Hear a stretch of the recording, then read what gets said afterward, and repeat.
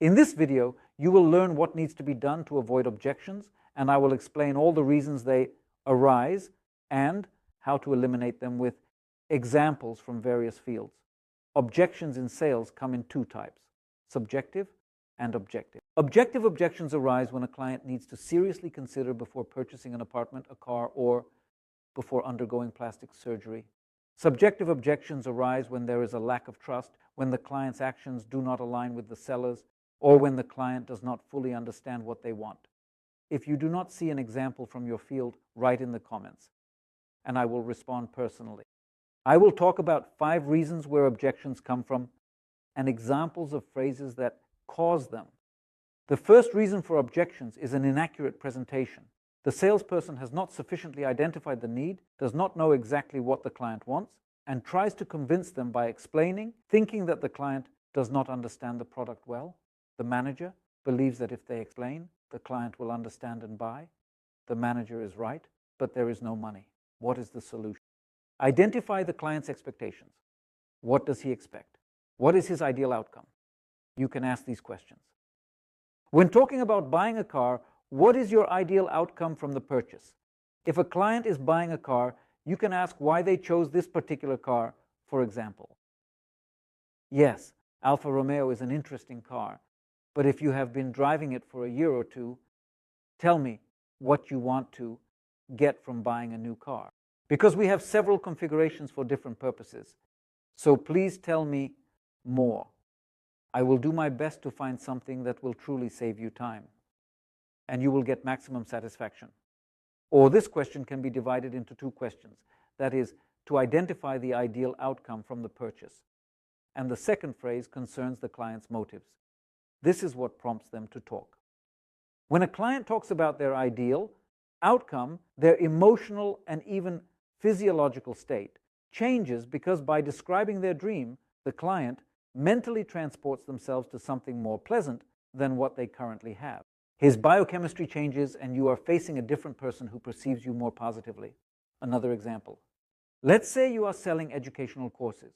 You have a course description and over the phone you explain what is included in the course and what benefits it offers. But each client will have their own result and specific goals. And explaining what is included in the course will not help the client realize the result they will achieve. And if you start insisting that the client will solve their problems there, it's not a fact that they will. Therefore, it is also important to identify what ideal result the client wants to achieve from the course, and briefly, by paying attention to certain things. Determine which ones. Understand which motive or risk your product influences. Understand. For example, one of my students who sells cars from Europe and the USA identifies the connection between the car's features and certain emotions of the client. If it's an engine that emotions affect, we've worked on it, high speed, then what emotions does it affect? A large trunk. What does that also affect? What feelings? And this needs to be fixed so that the person can experience these feelings throughout the conversation, allowing them to transition into a certain state. That is, you should determine the impact of each feature of your product on the specific emotion of the client. Of course, it is necessary to understand the client's emotions and classify them. It is also important to understand triggers and motives. They too have their own classification, their own multiplication table. If a manager has not studied emotional intelligence and finds it difficult, then perhaps sales are not for them, and they should wait for interested clients. I'll let you in on a secret. The biggest money is in complex sales, where it's tough for everyone, specifically in cold sales, or look for warm leads. Don't study emotional intelligence. Don't study the psychology of buying. Just try to achieve results in sales using common sense. But if you can't sell 2-3 times more, maybe it's not the common sense you're using. If you want to hear what a conversation with your client without objection sounds like, write to me on Instagram or Telegram with the word test, and I will call your client live or analyze your case. The second reason objections arise is the manager's expectations. Well, like how a client should behave. Your expectation of what the communication should look like. For example, you had a pleasant client and you caught the same vibe with them. And there was no need to delve into emotions or techniques, just a couple of words and everything was clear. The client bought. If your company doesn't have a product as popular and cool as Apple, don't rush to close down. This can be somewhat compensated by managers communicating better and building stronger relationships. So, what does it mean to communicate better? It means, for example, if a client does not share your values or does not behave the way you want, you influence their behavior and adapt in such a way without forcing them to find common ground. Some clients tell long, unclear stories that may not be very interesting to you, and you are already exhausted from active listening, but the client keeps on talking and talking. And you think, when will he finally stop talking? Each of us has our own understanding of what is normal and what is not. Therefore, our expectations of how the client will behave will not align. The third reason for objections is when the seller asks an inappropriate question. This leads to the client starting to talk about something other than what the seller wanted to hear when asking their question. For example, the manager asks, "What is important to you?" This is an open-ended question, and you can answer it however you like. Or if you ask like this, "Tell me, what do you pay attention to? Is it more about the price, quality, or perhaps some other parameters?" And if you list these parameters, it will be easier for the client to respond. That is, there is a saying, which one of my clients, an IT company, suggested to me, garbage in, garbage out. In other words, garbage translates to trash, that is rubbish. So if garbage goes in, garbage comes out. In other words, a low quality or unclear question, but very open-ended, will result in a similarly vague answer because it does not motivate the client. To talk to you, they do not understand what exactly you want from them. And this leads to the third aspect. If we talked about an inaccurate presentation, about inaccurate expectations, if you knew this, but your script lacks those precise questions that managers would use with pleasure, then I can conduct a demo for you where I will show effective phrases or write and adapt them to your product with a guarantee of results. The fourth reason is, let's say, the inability to read a person by their intonation or appearance. And when the seller, even at the beginning of the conversation, chooses the right phrases, even the right questions, they still might not hit the client's need or desire, because the very first phrase or the very first question starts with the very first thought of the seller. That is, the seller thought something about the client, and based on this thought, asks the client. Of course, in this video, we will not be discussing the issue of nonverbal communication filing. But let's say the inability to silently read a person can sometimes lead to inaccurate questions. As a result, the manager receives objections, doubt, burns out, and there is high turnover in the sales department. Therefore, ideally, to sell without objections, it is desirable to first know what expectations can realistically be anticipated from the client at a specific stage of the sales process. For example, it often happens that people try to make a sale on the first call, but it might be necessary to do so on the third call, especially when discussing a sales system and multi-step communication, particularly if the product is complex. Therefore, it is advisable to determine what exactly the client is capable of at this stage. So, to avoid objections, learn to read a person by their face, movements, and intonation. And another reason for objections, which might be the main reason, it is not having the product that meets the client's expectations or needs. Or if the client's expectations are too high, for example, an apartment costs $1,500 per square meter, but the client wants to buy it for $1,000. You can make the person change their mind. It has happened that in a dialogue, you changed your mind without even noticing it. Most likely, you are dealing with an experienced negotiator. Some people have this skill naturally, meaning they are born with it, and it comes intuitively. For others, this skill needs to be developed. For example, some people are born with large muscles, while others are born with an innate communication skill. We are different. Therefore, comparing yourself to someone else is not always productive. In other words, the foundation of sales is mindset, not a script. Instructions do not necessarily teach mindset. Therefore, it is important to work on the mindset of salespeople, as it is the source of everything. The salesperson says, "I am sure that you want the managers to change their opinions and mindset.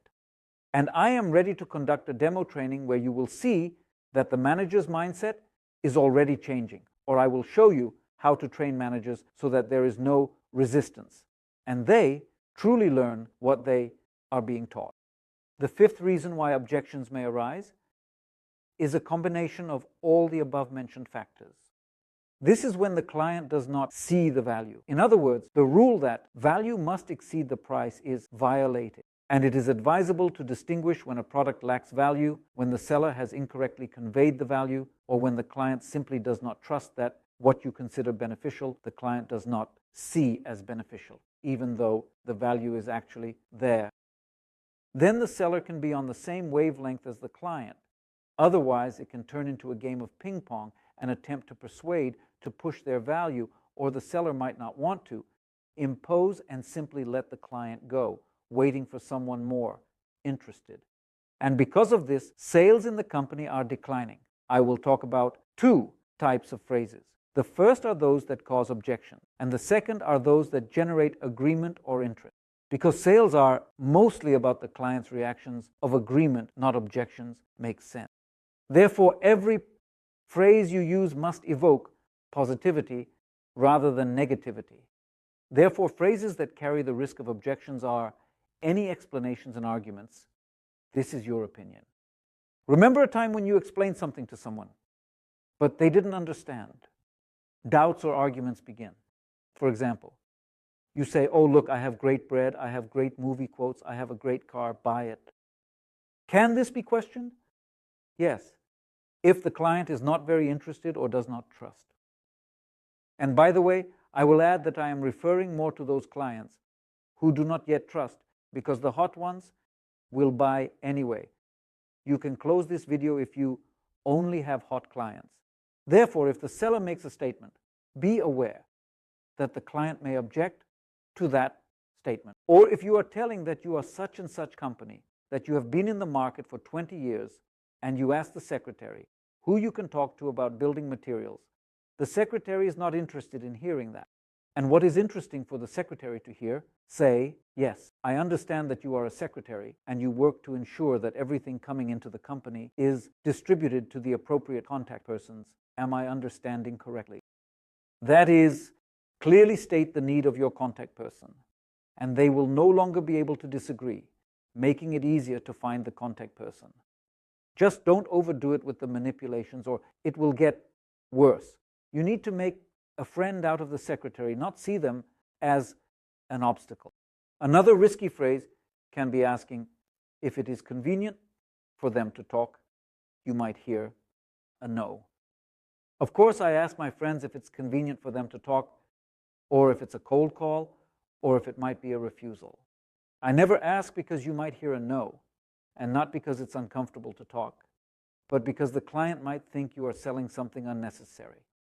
What other risky phrases create objections? These are your arguments that something is in the product, and thanks to these features, you get this and that. Can this be questioned? Sure. Are you taking the risk? Take the risk. But how not to risk? How to persuade without persuading. On this channel, I focus on one thing. You present the purchase rider, that is, the circumstances under which the client will buy.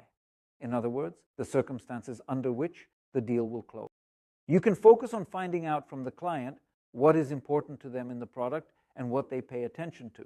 And why is this important to you? You might ask the client. And what else needs to be there? What is the client's ideal outcome? Of course, not with such direct questions, but you need to find this out and, in the end, ask like this. If all of this is in place, will you then become our client? Will this be enough for you to make a decision to cooperate with us? And the client will say yes if you have identified these conditions and circumstances beforehand. Sometimes you need to ask direct questions, and sometimes you need to uncover all of this without asking direct questions. This is the essence of neurosales technology, which explains where questions were asked and where they were not. Because we all know that we need to ask questions, but how many and which one?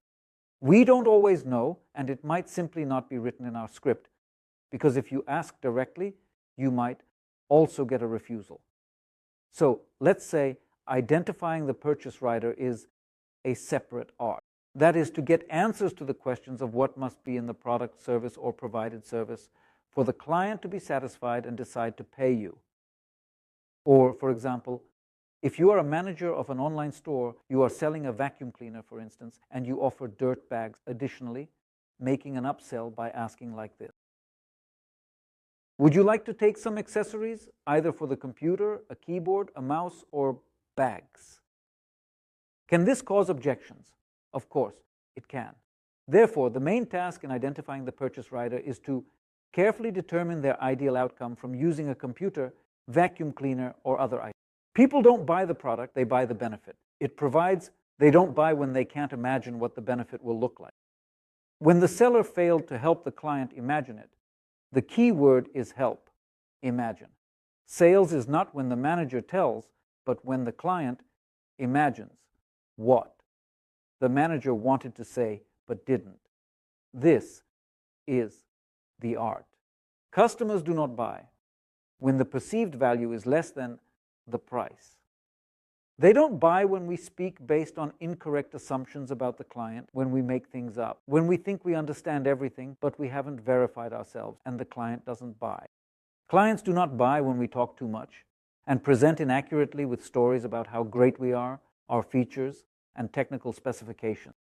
And when we know how to ask an interesting question, we know how many and what kind of chances we have much better. I am interested to hear about your situations. What else would you like to know about objections? Write your situation in the comments or ask a question.